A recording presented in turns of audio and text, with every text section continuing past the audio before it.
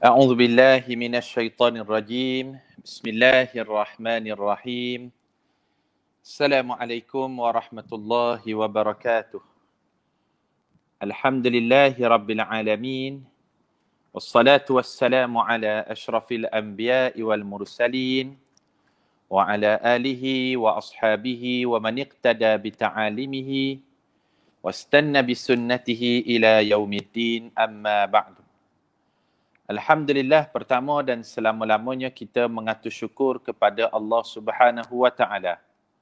Kerana pada malam ini, alhamdulillah, masih lagi kita boleh meneruskan rutin kita dalam kuliah yang disusun oleh pihak surau ataupun pihak masjid yang kita pancarkan langsung melalui page audio kuliah ataupun AK insya-Allah. Dan pada malam ini kita akan berbicara berkenaan dengan satu topik tentang kemerdekaan yang hakiki bagi seorang mukmin. Merdeka hakiki bagi seorang yang muslim ataupun seorang mukmin itu bagaimana? Apa gunanya lah kita merdeka di dunia tetapi di hari akhirat kita tidak merdeka? Apatah lagi kalau di dunia sekalipun tidak merdeka, di hari akhirat tidak merdeka, itu lagi malang. Lalu bagaimanakah konsep Islam memandang kemerdekaan yang hakiki bagi seorang yang beriman itu? Lalu Allah Subhanahu Wa Taala menyatakan melalui surah Ali Imran ayat yang ke-185. Allah Taala berfirman, A'udzu billahi minasyaitonir rajim. Bismillahirrahmanirrahim. Kullu nafsin dha'iqatul maut. Wa innama tuwaffawna ujurakum yawmal qiyamah. Faman zuhziha 'anil nar wa udkhilal jannata faqad faz. Wa mal hayatud dunya illa mata'ul ghurur. Shadaqallahul azim. Maksudnya setiap manusia itu pasti akan merasai al-maut, iaitu kematian. Maka kata Allah, apabila meninggal sahaja seseorang itu, akan disempurnakan segala ganjaran pahala dan balasan dosanya di hari akhirat.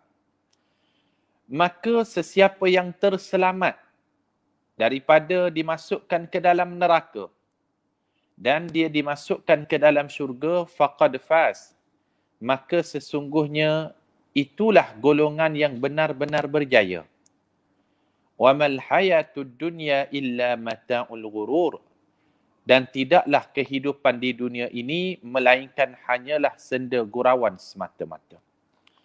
Lalu dapat difahamilah melalui ayat ini ciri kemerdekaan yang hakiki manusia di sisi Allah, orang beriman di sisi Allah, yang mengaku muslim di sisi Allah, cirinya tidak dapat lari daripada dua ciri yang utama, iaitu mereka yang terselamat daripada dimasukkan ke dalam neraka dan orang tersebut dimasukkan ke dalam syurga. Bila kita dapat dua ni, tuan-tuan, para jemaah sekalian, nescaya itulah kemerdekaan yang hakiki bagi seorang mukmin di dunia dan hari akhirat. Merdekanya kita apabila terselamat kita daripada dimasukkan ke dalam neraka dan dimasukkan ke dalam syurga Allah. Nescaya inilah manusia yang merdeka di sisi Allah. Boleh jadi pada pandangan manusia benda ni tidak besar, benda ni biasa-biasa.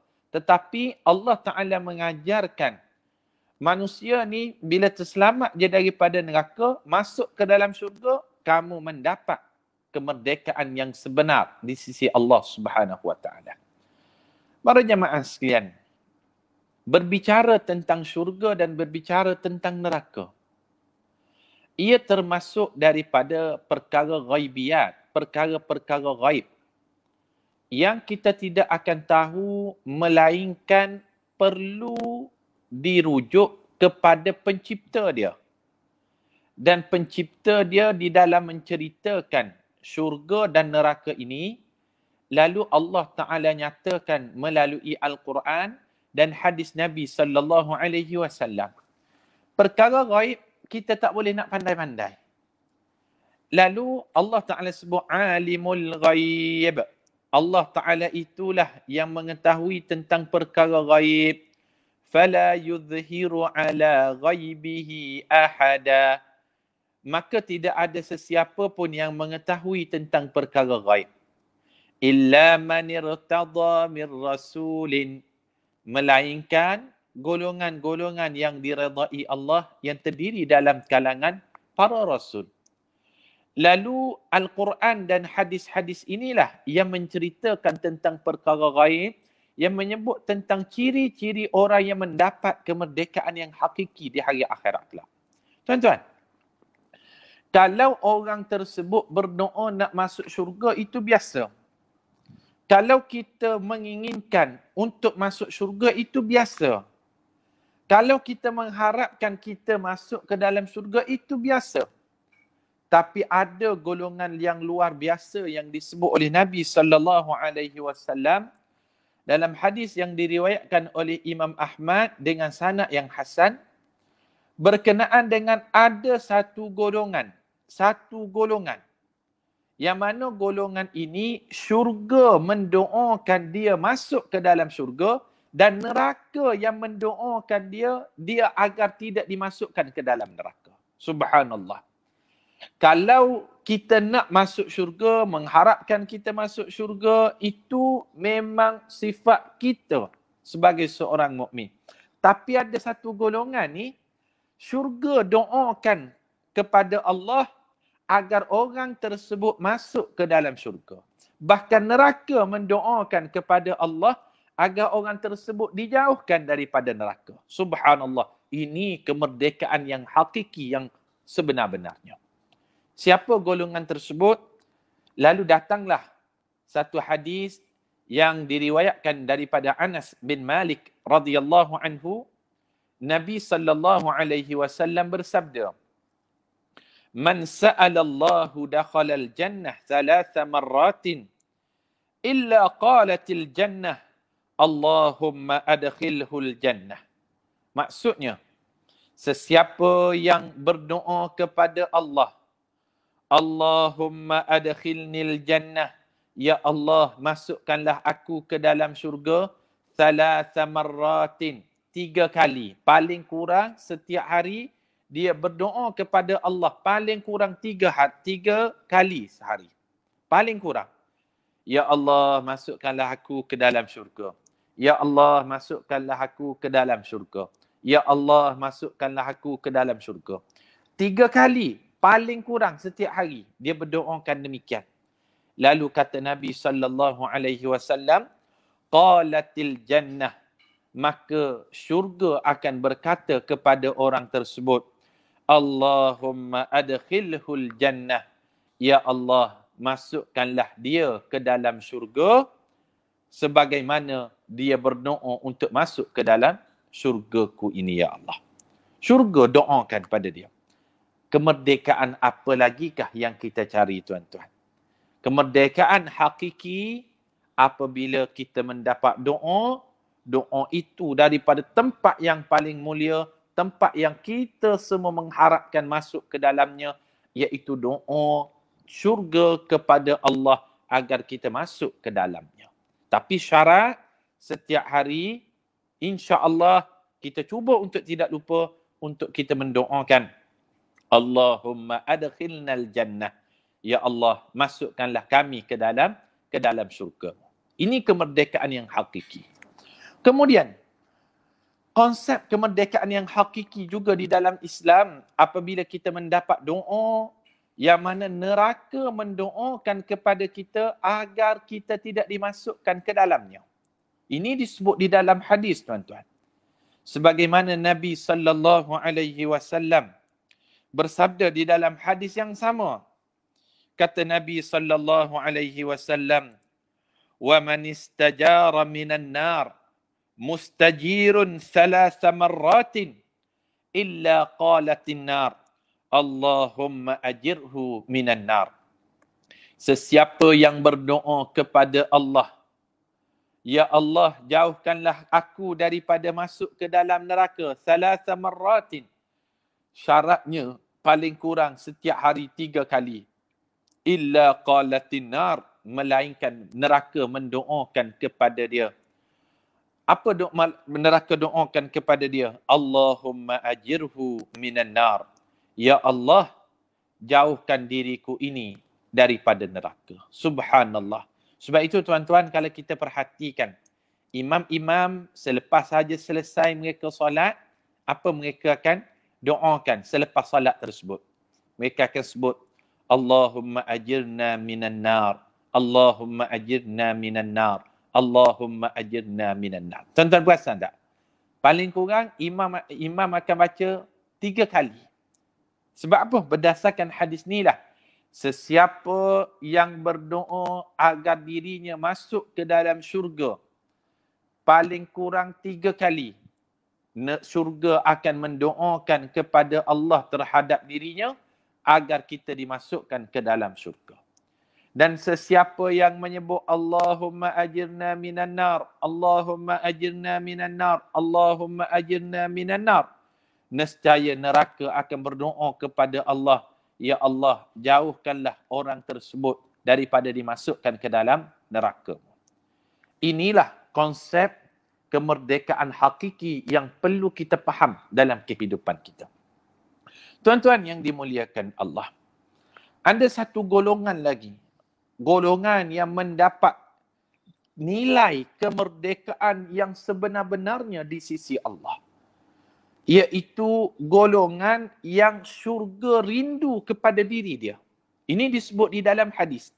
Berbicara tentang syurga, berbicara tentang neraka, tidak dapat tidak, barang pasti mesti berdasarkan dalil, mesti berdasarkan hadis.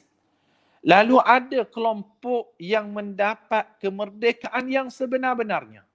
Apa tandanya? Syurga merindui dia. Di dunia lagi syurga rindu pada dia. Ini berdasarkan hadis yang diriwayatkan oleh Abu Daud rahimahullahu ta'ala di dalam kitabnya yang bertajuk Sunan Abi Daud. Yang mana Nabi sallallahu alaihi wasallam bersabda, Al-jannatu mustaqatun ila arba'ati nafarin. Syurga itu merindui kepada 4 golongan. Hebat ni tuan-tuan. Kalau kita rindu pada syurga, itu biasalah, ramai orang rindu pada syurga. Tapi dalam hadis ni Rasulullah sallallahu alaihi wasallam sampaikan, syurga rindu pada kita, pada orang tersebut. Ila arba'ati nafarin, kepada 4 golongan ini. Siapakah 4 golongan tersebut? Ini golongan yang benar-benar mendapat kejayaan, kemerdekaan yang hakiki di sisi Allah. Yang pertama, kata Nabi sallallahu alaihi wasallam, talul Quran. Orang yang dirindui oleh syurga Allah Ta'ala itu adalah orang yang sentiasa lidahnya membaca Al-Quran. Subhanallah, tabarakallah. Orang yang lidahnya itu basah dengan bacaan Al-Quranul Karim. Orang ini, kata Nabi sallallahu alaihi wasallam, syurga sedang menunggu-nunggu dia untuk dimasukkan ke dalam syurga Allah. Ini golongan yang pertama. Golongan yang kedua, golongan yang dirindui oleh syurga Allah Ta'ala, wahafidhul lisan. Orang yang jaga lisan, ataupun kita katakan orang yang mulutnya ada insurans. Ramai sekarang ni orang yang mulut tak ada insurans, tak ada takaful kan. Mulut tak ambil takaful mulut dia ni. Main sebat je, main tuduh je, main kata je, main guris je perasaan orang. Lalu golongan yang menjaga kata-katanya, yang menjaga lidahnya, tidak menyakitkan hati orang. Lalu kata Nabi sallallahu alaihi wasallam, wa hafizul lisan, orang yang tidak menyakitkan hati orang ini juga dirindui oleh syurga Allah Subhanahu wa taala. Yang ketiga, golongan yang mendapat kemerdekaan yang hakiki, yang mana golongan ini dirindui oleh syurga Allah taala, wa mut'imul ji'an, iaitu golongan yang memberi makan kepada orang yang lapar. Subhanallah. Orang yang bagi makan kepada orang yang lapar, nescaya mereka juga sedang dirindui oleh syurga Allah Ta'ala. Sekarang ni tuan-tuan, ramai yang lapar kan. Sehingga sebelum ni kalau kita ingat, dalam tempoh PKP ni, orang angkat bendera putih, surrender dah. Sebab apa? Kerja tak boleh, gaji kena potong, hilang pekerjaan, kedai tutup, tapi elektrik kena bayar, terpaksa duduk rumah dalam tempoh PKP, ramai yang berlapar. Kalau di masjid-masjid di wilayah Persekutuan Kuala Lumpur ni, ramai orang susah yang datang ke masjid untuk dapatkan beras, dapatkan barangan gerobok rezeki. Lalu, orang yang memberi makan kepada orang lain, dalam keadaan orang tu lapar, lalu syurga sedang menanti dia untuk memberikan kenikmatan yang paling besar kepada orang tersebut. Ini golongan yang ketiga.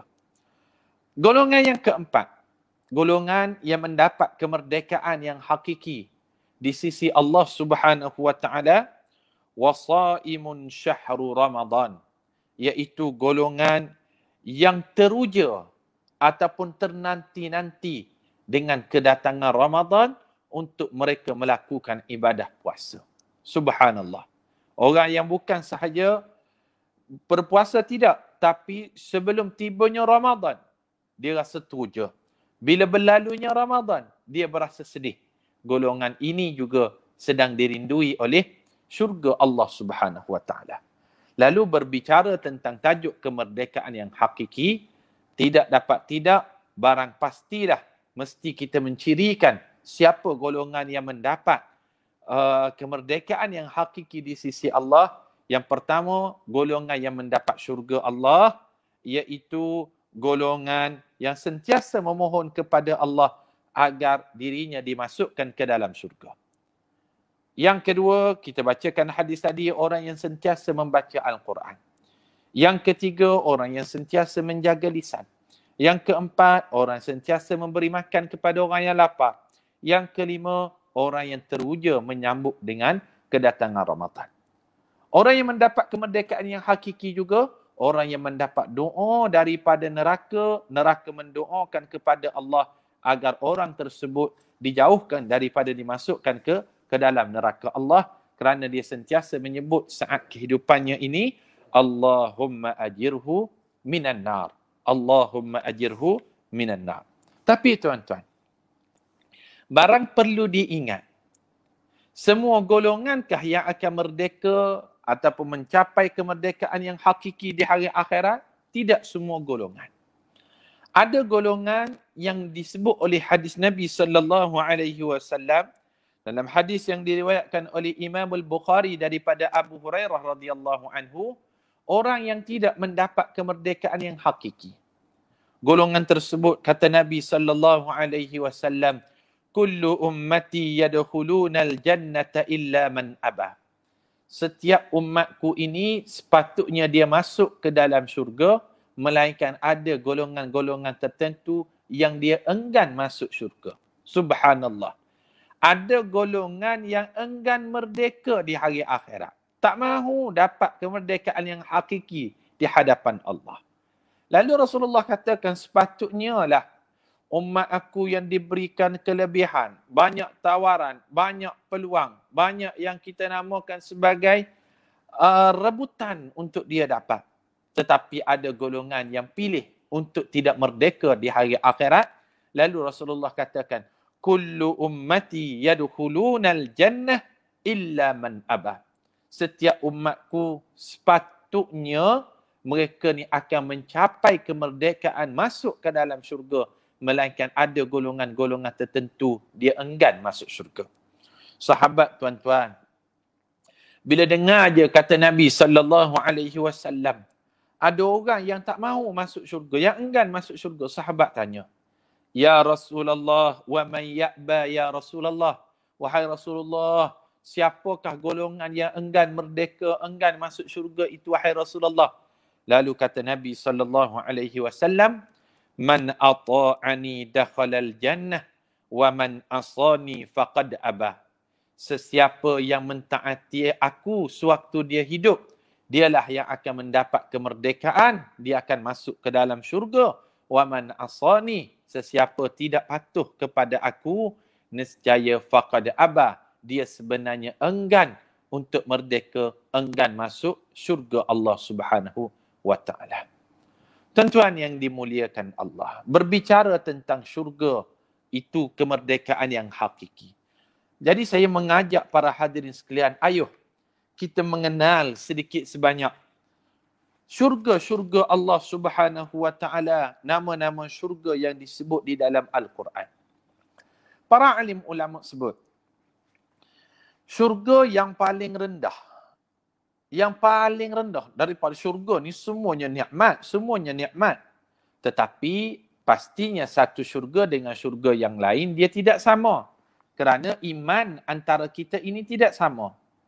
Walaupun kita ini dalam keadaan kita solat, kita puasa, kita amal ibadat, tapi pastinya di sisi Allah standard ataupun martabat iman itu tidak sama. Maka syurga-syurga yang disediakan oleh Allah Ta'ala juga ada tingkatannya, ada martabatnya, ada tarafnya. Yang pastinya, barang pasti, syurga yang paling tinggi martabatnya itulah syurga Firdaus. Minal ladhina an'ama Allahu alaihim. Nikmat itu, antaranya nikmat syurga Firdaus, diberikan kepada minan nabiyin, para nabi. Was-siddiqin, golongan siddiqin. Was-syuhada, golongan syuhada. Was-salihin, golongan salihin, orang-orang salih. Tetapi, dalam banyak-banyak syurga itu, ada syurga yang level yang bawah. Tapi jangan kita bayangkan bila kita katakan syurga yang bawah itu, nilaiannya seperti hotel 3 bintang. Tidak. Kerana Nabi SAW menceritakan dalam hadis kursi, Allah Ta'ala berfirman, A'dattu li'ibadiyas salihin ma la 'ainun ra'at. Aku sediakan kepada hamba-hambaku yang saleh kenikmatan syurga itu ma la 'ainun ra'at. Suatu kenikmatan yang tak pernah dipandang mata. Wala udhunun sami'at, tak pernah didengar telinga. Wala khatara ala qalbil bashar, tidak pernah terlintas dalam hati. Walaupun kita sebut syurga itu syurga yang paling bawah tarafnya, tetapi jangan bayangkan nikmat syurga yang paling bawah. Kalau sungai di dalam syurga, kita bayangkan sungai di dunia. Kalau buahan dalam syurga, kita bayangkan buahan di dunia. Tidak sama standardnya demikian. Lalu para alim ulama sebut, syurga yang pertama yang disebut oleh Allah Ta'ala di dalam Al-Quranul Karim, yang mana tarafnya paling bawah ataupun antara syurga itu martabatnya paling rendah, namanya Darul Khuldi. Darul Khuldi. Ini berdasarkan hadis ataupun berdasarkan ayat Al-Quran daripada surah Al-Furqan pada ayat yang ke-15. Allah Ta'ala berfirman, Qul adzalika khairum amil jannatil khuldi allati wu'idal muttaqin. Qul, katakanlah wahai Muhammad kepada mereka itu, adzalika khairun, adakah azab ini lebih baik bagi mereka, am jannatul khuldi allati wa'idal muttaqin, ataupun syurga khuldi itu lebih baik bagi mereka yang dijanjikan kepada orang yang bertakwa. Lalu syurga yang pertama, syurga namanya Darul Khuldi. Dapat masuk syurga pun kita rasa syukur dah tuan-tuan. Ini taraf iman yang biasa-biasa aja. Ini Darul Khuldi. Iman kita katakan dia beriman, iman yang standard. Ni syurga yang paling rendah, paling bawah. Dapat yang ni pun syukur tuan-tuan. Imam Ghazali ada satu doa yang disandarkan kepada Imam Ghazali, yang mana kita buat nasyid doa tersebut. Apa kata Imam Ghazali? Ilahi lastu lil firdaus si ahla wala aqwa ala naril jahimi. Apa kata Imam Ghazali rahimahullah ta'ala? Wahai Allah, aku banyak dosa, tidak layak untuk aku masuk ke dalam syurga Firdaus. Tidak layak dengan amal kita nak dibandingkan dengan iman ataupun amal kebajikan yang dilakukan oleh para rasul yang berada di syurga Firdaus. Ya Allah, segan aku, ya Allah, untuk masuk ke dalam syurga Firdaus. Tapi kita nak syurga Firdaus. Wala aqwa ala naril jahim. Tapi aku tak sanggup, ya Allah, kalau dimasukkan ke dalam neraka. Sebab apa tuan-tuan? Sebab banyak dosa kita. Itu taraf Imam Ghazali. Imam Ghazali tu, kita ni Haji Ghazali, imam pun imam biasa-biasa je. Macam mana tu? Lalu, kata Imam Ghazali rahimahullahu ta'ala, ya Allah, sesungguhnya aku nak masuk syurga Firdaus, tapi dengan amalku rasa segan, rasa tidak layak je. Kenapa? Syurga Firdaus itu bersama dengan para rasul, bersama dengan syuhada, bersama dengan orang-orang yang soleh. Lalu, level syurga yang pertama namanya Darul Khuldi. Yang kedua, ada syurga nama syurganya Maqamul Amin. Syurga namanya Maqamul Amin. Tempat berkumpulnya orang-orang yang amanah. Orang-orang yang amanah. Orang-orang yang jauh dirinya daripada sifat keburukan dan cuba menegah dirinya daripada melakukan perkara yang buruk tadi. Ini berdasarkan dalil dalam surah Ad-Dukhan. Allah Ta'ala berfirman, A'udzubillahi minasyaitanirrajim. Innal muttaqina fi maqamin amin. Sesungguhnya orang yang bertakwa itu, mereka akan berada di suatu tempat namanya maqamin amin. Maqamin amin. Ini syurga yang didiami oleh golongan yang berada di atas sedikit daripada kelompok yang berada di Darul Khuldi tadi. Ada syurga yang ketiga. Namanya disebut dengan syurga Darul Maqamah. Darul Maqamah. Ini berdasarkan dalil daripada surah Fatir pada ayat yang ke-34 dan ayat yang ke-35. Allah Subhanahu wa taala berfirman, A'udzubillahi minasyaitonirrajim. Wa qalu alhamdulillahilladzi azhaba 'annal hazan. Inna rabbana laghafurun syakur. Alladzi ahallana daral muqamati min fadlihi la yamassuna fiha nasabun wa la yamassuna fiha lughub. Ini syurga yang ketiga. Inilah tempat-tempat yang akan didiami oleh orang yang mendapat kemerdekaan yang hakiki. Ada syurga yang keempat.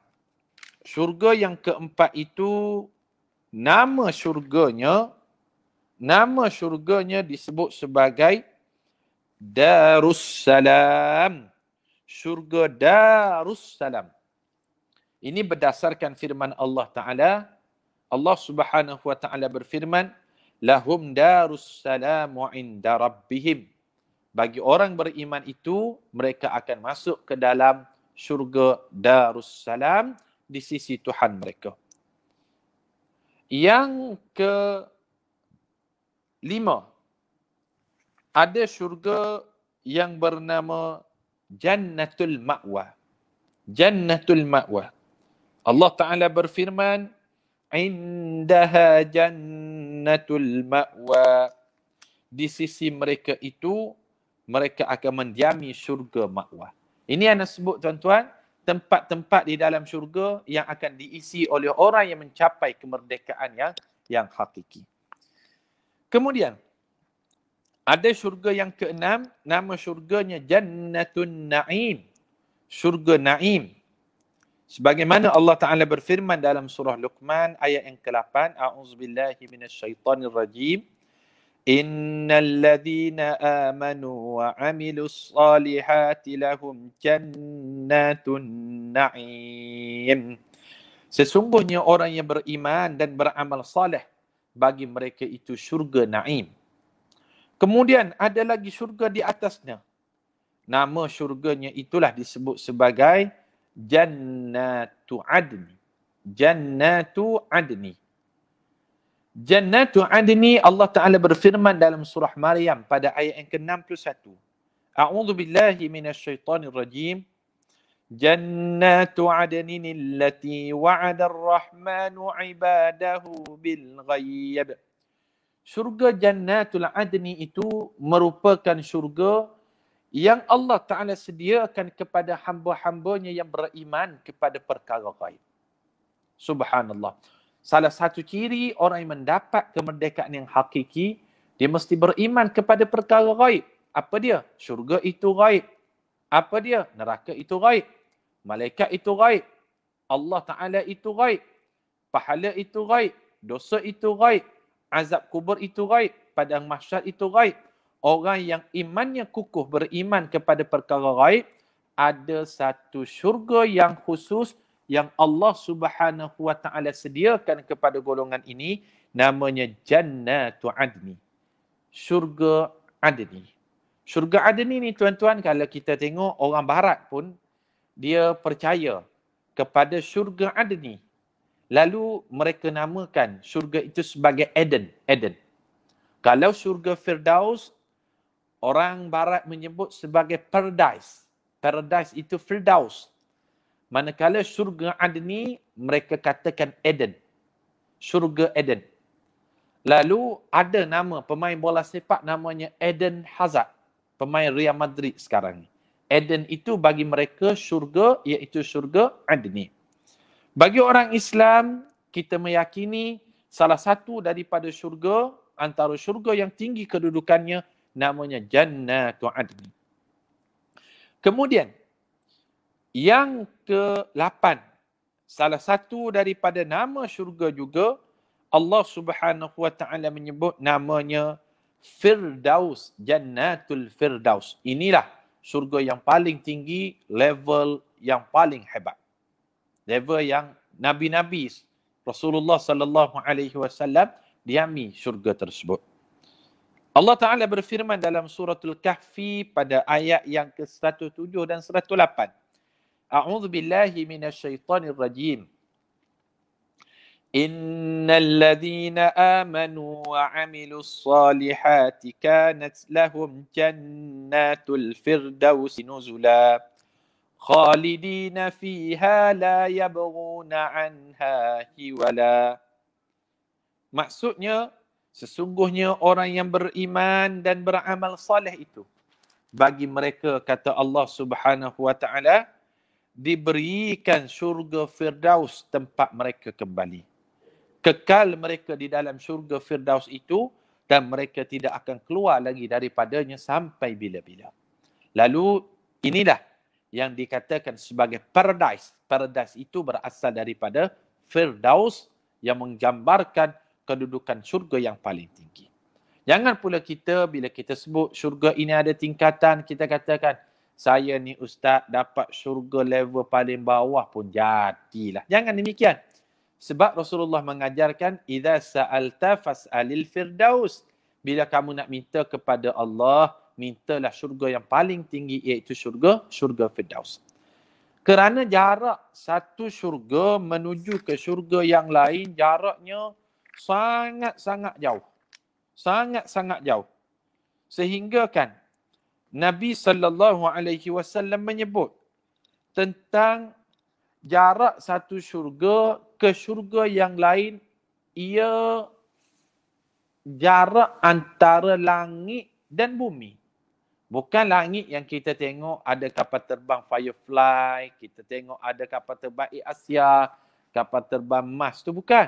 Itu bukan dipanggil langit lagi. universe, tempat alam semesta berpusat itulah dibandingkan dengan bumi yang kita berada yang mengambil perjalanan berbilion kilometer, itulah digambarkan jarak antara satu syurga dengan syurga yang lain. Bahkan di dalam berbicara tentang syurga, tempat kembalinya orang yang mendapat kemerdekaan yang hakiki, satu pintu syurga ke pintu syurga yang lain. Ini disebut di dalam hadis. Daun pintu syurga sahaja. Rasulullah sallallahu alaihi wasallam ceritakan, Walladhi nafsi biyadihi, demi diriku yang berada di dalam kekuasaan Allah, innama baina masra'aini min masari'il jannah lakuma baina Makkah wa Busra. Sesungguhnya jarak satu pintu syurga ke pintu yang lain, daun pintu tersebut, iaitu sejauh jarak antara Makkah menuju ke Basrah yang berada berdekatan dengan Iraq dan Syria tersebut. Jaraknya lebih kurang 2,500 km antara Makkah ke Syria ataupun ke Iraq di Basrah tadi. Nak menunjukkan satu pintu ke pintu yang lain. Daun dia saja. Bukan pintu. Daun pintu tu. Jarak lebih kurang, kalau kita ukur sekarang ni, Makkah ke Basrah lebih kurang 2,500 km. 2,500 km ni pergi daripada Johor ke Perlis, balik semula ke Johor, balik semula ke Perlis. Itu pun tak sampai lagi 2,500 km. Digambarkan oleh Nabi sallallahu alaihi wasallam betapa luasnya pintu syurga Allah, nak menceritakan betapa luasnya rahmat Allah. Allah Ta'ala menantikan rahmat itu sedia untuk diberikan kepada hamba-hambanya. Lalu tuan-tuan, berbicara tentang syurga Allah Subhanahu Wa Ta'ala, inilah tempat kembalinya orang yang mendapat kemerdekaan yang hakiki di sisi Allah Subhanahu Wa Ta'ala. Jadi tuan-tuan, saya rasa dalam kesempatan ini lebih kurang 45 minit kita bertazkirah ini tentang tajuk kemerdekaan yang hakiki di sisi Allah Subhanahu Wa Ta'ala. Ana simpulkan dengan bahawasanya siapakah golongan yang mendapat kemerdekaan yang hakiki dari sudut pandang Islam, iaitu mereka yang dijauhkan daripada azab api neraka dan mereka yang dimasukkan ke dalam syurga Allah Subhanahu Wa Ta'ala. Lalu sentiasalah kita amalkan dan berdoa, Allahumma inni nas'alukal jannah, Allahumma inna nas'alukal jannah. Ya Allah, kami mohon syurga kepadamu. Allahumma ajirna minan nar. Ya Allah, jauhkan kami daripada neraka-Mu, insya-Allah. Insya-Allah tuan-tuan, saya rasa sekadar itu sajalah kita berceloteh waktu malam ini sambil kita mengisi ruang masa kita pada hujung minggu ini. Selesai kita solat isyak berjamaah, lalu kita mengisi kelapangan masa lebih kurang 40 ke 45 minit. Kita berbahas tentang tajuk kemerdekaan yang hakiki menurut sudut pandang Islam, insya-Allah. Terima kasih tuan-tuan sekali lagi. Insya-Allah ada kesempatan yang lain. Insya-Allah kita akan terus berkongsi sedikit sebanyak kuliah-kuliah kita, terutamanya melalui page audio kuliah ini. Like and share, insya-Allah. Terima kasih. Assalamualaikum warahmatullahi wabarakatuh. Kita bertemu di lain masa lagi, insya-Allah.